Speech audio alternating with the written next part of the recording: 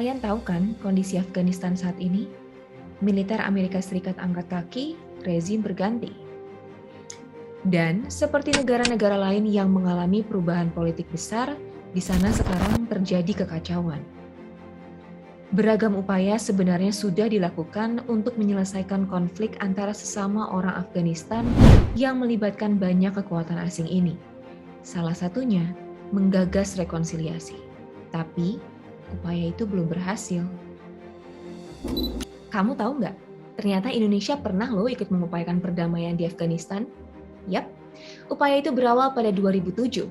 Waktu itu, Indonesia melancarkan diplomasi Islam untuk membebaskan 19 orang Korea yang disandra Taliban. Dan diplomasi itu ternyata berhasil. Keberhasilan ini bikin Mullah Umar mengirim surat kepada Asad Said Ali yang kala itu menjabat Deputi Kepala BIN. Dalam suratnya, Mullah Umar meminta agar Indonesia meluruskan citra Taliban sebagai pejuang dan bukan teroris. Mullah Umar juga minta Indonesia agar membantu menyelesaikan konflik di Afghanistan dan ingin membina hubungan dengan umat Islam di Indonesia. Harapan Mullah Umar disambut BIN dan Kementerian Luar Negeri Indonesia. BIN dan Kemlu lalu mengajak Nahdlatul Ulama untuk ikut berpartisipasi menjalin hubungan dengan Taliban. Yakin nih usahanya sampai, Indonesia ambil momen perayaan hari ulang tahun NU ke-85 sebagai bagian dari rencana mendamaikan Afghanistan. NU, BIN, dan Kemlu lantas bikin forum konsultasi untuk perdamaian di Afghanistan pada 18 Juli 2011. Acara ini dihadiri sejumlah tokoh penting di Afghanistan. Sebut saja mantan Presiden Afghanistan Burhanuddin Rabbani, penasihat Presiden dan figur terkemuka dari United Islamic Party of Afghanistan Wahidullah Sabawun, Dubes Taliban untuk Pakistan Abdul Salam Zaif, dan Fazal Ghani Kakar, tokoh Islam moderat.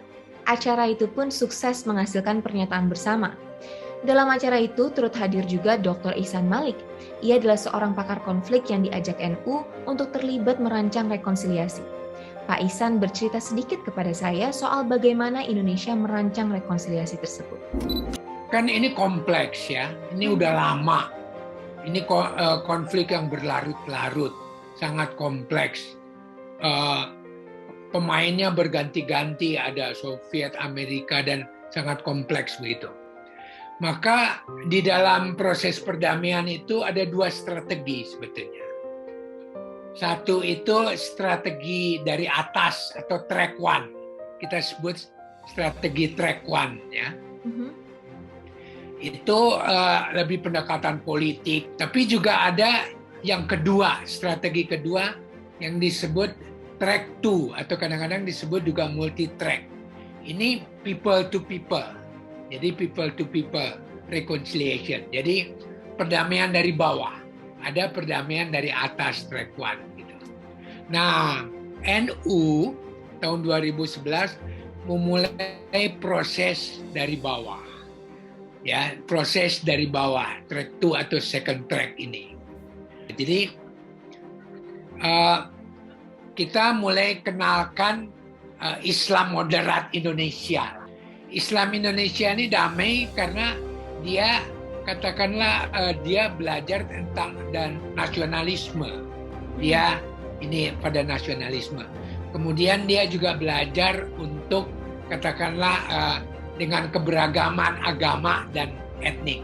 Makanya jadi lebih damai kira-kira. Nah, tapi Islam Afghanistan Timur Tengah itu ya Islam yang nggak nasionalisme, nggak juga soal keberagamannya juga. Kita kenalkan prinsip ini sebenarnya value dari NU sih ya. Jadi ada tasamuh namanya, toleran. Kemudian ada yang dia sebut ya, di NU itu tawasud, moderate lah ya. Prinsip moderate. Kemudian nanti ada yang disebut tawasun. Tawasun itu balance. Nah, kemudian kita kenalkan juga prinsip iktidal, justice ya, justice. Mereka udah mulai ada perembesan nilai-nilai, kira-kira gitu ya, 2011 itu. Jadi ini proses perembesan, proses dari bawah, proses people to people. Tapi kita mulai dirikan mulai mendirikan NU Afghanistan. Sampai tahun 2021 ini sudah ada 3.000 ulama Afghanistan.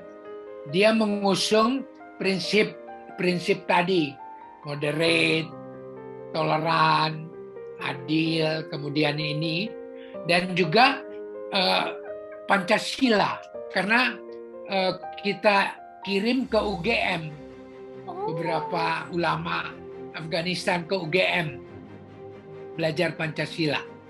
Jadi itu 2018, kemudian juga kita kirim ke beberapa pesantren di Malang. Wah, berarti strategi Indonesia hebat juga ya, Pak. Tapi kok perdamaian itu gagal? Mereka terkotak-kotak gitu, tapi kita kenalkan tentang nasionalisme atau Pancasila, kayak gitulah. Jadi kita mulai dengan perembasan itu. Tapi kita tahu bahwa Taliban masih belum. Makanya kenapa waktu pertemuan ulama, waktu inisiatif dari JK, waktu itu dikumpulkan di Bogor, 6.000 ulama, termasuk ulama Afghanistan, gagal total. Cukup satu statement dari Taliban, kami tidak dilibatkan. Taliban ada dua faksinya ya, satu faksi keras, satu moderat. Yang moderat itu yang menang perang sekarang ini, Akhundzada. Satu lagi faksi keras yang masih di lapangan, jadi masih di lapangan ini, itu adalah kelompok Haqqani. Kita sasar lapisan kedua dulu, orang dekat Akhundzada dulu. Mereka datang ke Indonesia. Waktu itu baru kita perkenalkan sama Taliban ini yang lain. Ini Indonesia ya. Nah, kita menawarkan win-win solution sebetulnya. Kita udah tahu gitu ya. Jadi damai aja lah. Jadi kalian mau syariat silakan. Tapi nanti jadi kayak daerah khusus kayak apa. Di Indonesia tuh bisa kok hidup berdampingan. Yang agak di luar dugaan kita bahwa ternyata pemerintahan itu lemah sekali. Nah ini yang celaka itu.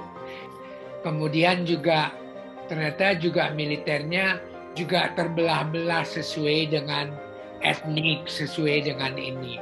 Karena nggak ada ikatan nasionalisme, nggak ada ikatan-ikatan itu, emang susah. Kalau sekarang Indonesia masih bisa berkontribusi nggak, Pak? Masih tetap bisa. Jadi masih tetap bisa ya. Karena ya label negara dengan populasi Islam terbesar di dunia yang moderat ini laku, benar itu. Laku jual lah ya. Laku untuk menjual dirinya, laku itu. Jadi tetap penting. Jadi menurut saya menyarankan pemerintah terus jalan juga dengan track one-nya lah ya, dengan top down-nya, dengan otak politiknya, dengan otak kita ini jalan aja terus. Tapi people to people, movement from below, kemudian juga ini tetap harus jalan juga. Kira-kira gitu ya. Itu masih jalan, Pak, sekarang? Masih. NU Afghanistan masih jalan. Masih sekarang tetap kita masih ada kontak, kita masih ada hubungan. Kita masih terus melakukan konsolidasi juga. Karena mereka inilah jembatan. Gitu. Well, semoga pemerintah mendengar masukan ini ya.